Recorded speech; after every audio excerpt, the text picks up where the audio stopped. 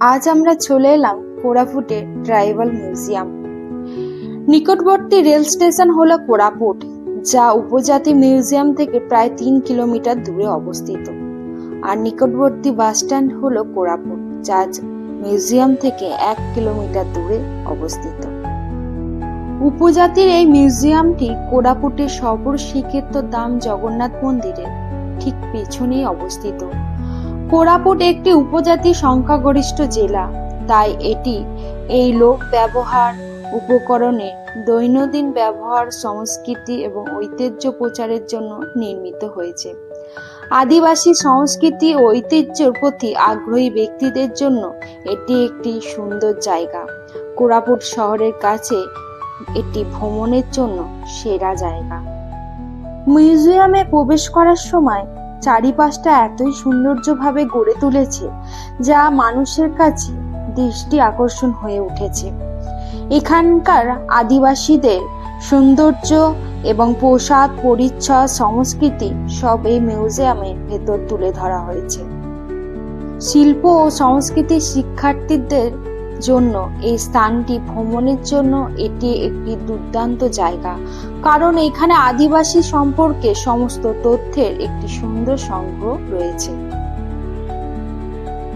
এই ট্রাইবাল মিউজিয়ামে প্রতিদিন খোলার সময় হচ্ছে সকাল 10টা থেকে দুপুর 2টো এবং দুপুর 3টে থেকে সন্ধ্যে 6টা।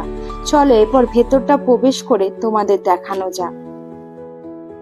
এই মিউজিয়ামে ঢোকার ঠিক বাঁ হাতেই আমরা একটি কাউন্টার রয়েছে, যেখানে আদিবাসী বই এবং আদিবাসীদের মাটির জিনিস কিছু আর্থিক মূল্যে সংগ্রহ করতে পারেন। চলো এরপর ভেতরটা গিয়ে দেখি এর কি সৌন্দর্য। প্রথমেই দেখলাম একটা কোরাপুট রিজিয়নের ম্যাপ টাঙানো রয়েছে, আর কিছু হাতের আলপনা কারিগরি কিছু চিত্র এখানে তুলে ধরেছে।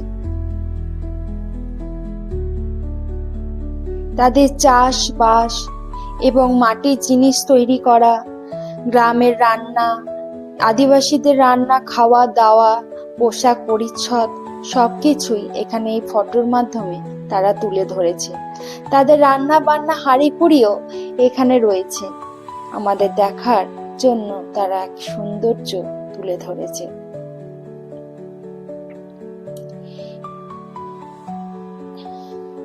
এখানে এই দেয়ালের উপর যে ফটোগুলি দেখতে পাচ্ছেন, তাদের বিভিন্ন রূপে তাদেরকে দেখা গেছে।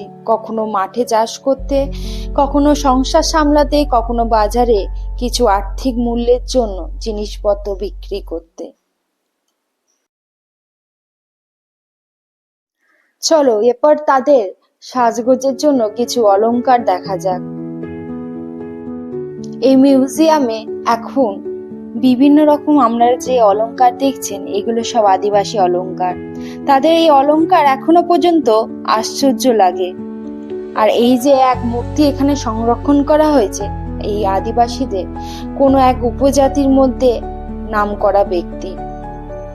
এখনো পর্যন্ত ভাবলে অবাক লাগে যে আদিবাসীরা নাকি কাঁটা ইউজ করতো মাথায়, যেটা আমরা এখনো ব্যবহার করে থাকি। এই কাঁটা নাকি মাথায় লাগিয়ে খোপা করে তারা যেত। চলো এখানে তো আমরা তাদের অলংকার দেখলাম, এরপরে আমরা তাদের চাষবাসের কিছু জিনিস দেখে নিই।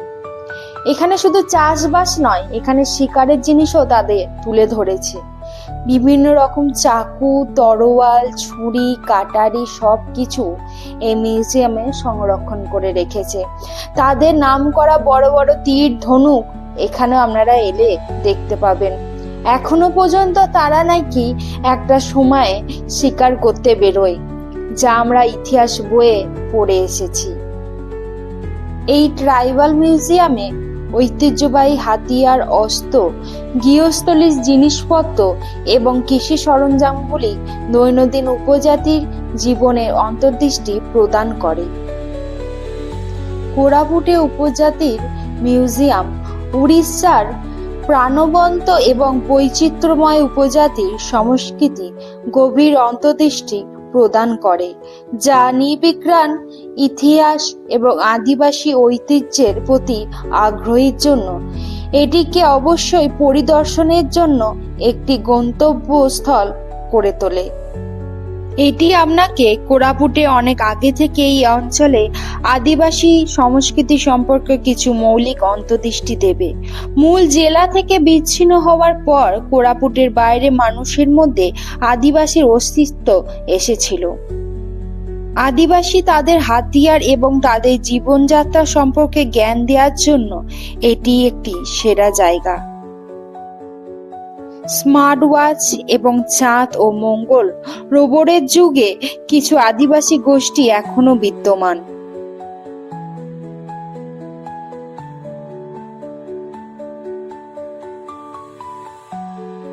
চলো এবার ভেতরে ঢুকে দেখা যাক তাদের কিছু বাদ্যযন্ত্র। তারা এখনো পর্যন্ত এই যন্ত্রের মাধ্যমে অনুষ্ঠান করে আসে এবং বাদ্যযন্ত্র সংগ্রহে উপজাতিদের সংস্কৃতি এবং ঐতিহ্য সম্পর্কে পর্যটকের একটি শিক্ষা দেয়। এখানে তাদের সমস্ত রকম বাদ্যযন্ত্রই তুলে ধরা হয়েছে যা তারা এখনো ব্যবহার করে থাকে,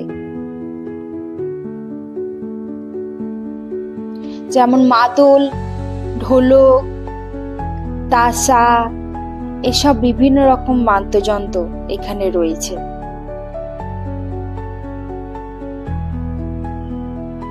এই মিউজিয়ামে এসে দেখলাম একটা ঢেকি।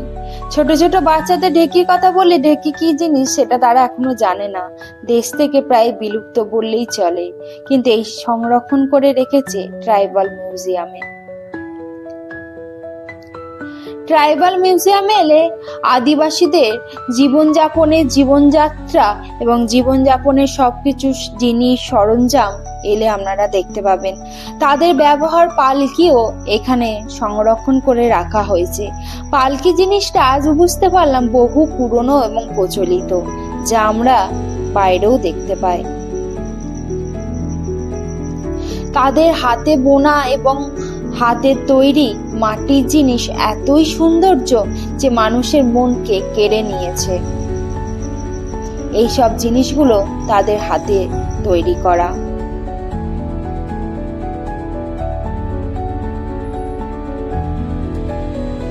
মাটির ছোট ছোট প্রদীপ, ফুলদানি, মাটির সরঞ্জাম, হাঁড়ি, মাদল এবং কলসি, বিভিন্ন রকম পশু পাখি সবকিছু এখানে তুলে ধরা হয়েছে। তাদের ব্যবহার, পোশাক পরিচ্ছদও এই মিউজিয়ামে সংরক্ষণ রয়েছে। ট্রাইবাল মিউজিয়ামে আদিবাসীদের সৌন্দর্য এবং পোশাক পরিচ্ছদ, ঐতিহ্য সবকিছুই সুন্দরভাবে গড়ে তুলেছে। বাইরে এসে তাদের বিভিন্ন রকম মূর্তি দেখতে পেলাম, যেখানে কেউ গান গাইছে, নাচ করছে, মাদল বাজাচ্ছে। বিভিন্ন রকম মূর্তি তারা এখানে সংগ্রহ করে রেখেছে। বাইরে বেরিয়ে দেখলাম আদিবাসীদের কিছু মূর্তি, যেখানে নাচ করছে, গান করছে, মাদল বাজাচ্ছে, সবকিছু তারা সংগ্রহ করে রেখেছে। এবং বাইরের প্রকৃতির সাথে সৌন্দর্য তারা অপূর্বভাবে গড়ে তুলেছে। এখানে যে সব ফটো দেখতে পাচ্ছেন তাদের জীবনযাত্রা এবং দৈনন্দিন জীবনের চিত্র। যেখানে দেখতে পাবেন তারা চাষ করছে, অনুষ্ঠান করছে, সবকিছুই করছে। আর এই যে ছোট ছোট পাথর, আমরা ইতিহাস বইয়ে পড়ে এসেছি যে পাথরে পাথরে ঘষা লাগিয়ে আগুন জ্বালিয়ে শিকার করে তারা খাবার খেত।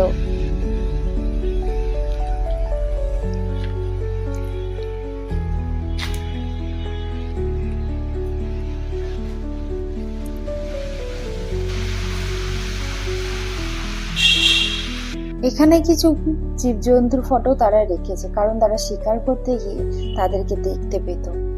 এছাড়া এখানকার সৌন্দর্য এতটাই সুন্দর যে আপনাদেরকে বলে বোঝাতে পারবো না। অবশ্যই কোরাপুটে এলে এই আদিবাসী মিউজিয়াম আপনারা দেখে যাবেন। এখানে এই ফটোগুলোর মধ্যে দেখতে পাচ্ছেন তাদের বিভিন্ন রকম অলংকার, যা এখানে তুলে ধরেছে। চাষবাস, তাদের জীবনযাপন, তাদের সৌন্দর্য, তাদের অনুষ্ঠান সংস্কৃতি এই ফটোর মাধ্যমে আপনারা দেখতে পাবেন। আজকের এই ট্রাইবাল মিউজিয়ামে সবকিছু সৌন্দর্য এবং আদিবাসীদের জীবনযাত্রা সবকিছু কথা তো তুলে ধরলাম। কেমন লাগলো সেটা কিন্তু অবশ্যই আমাকে কমেন্টের মাধ্যমে জানাবেন। আবার কোনো নেক্সট ভিডিওতে আপনাদের সাথে দেখা হবে।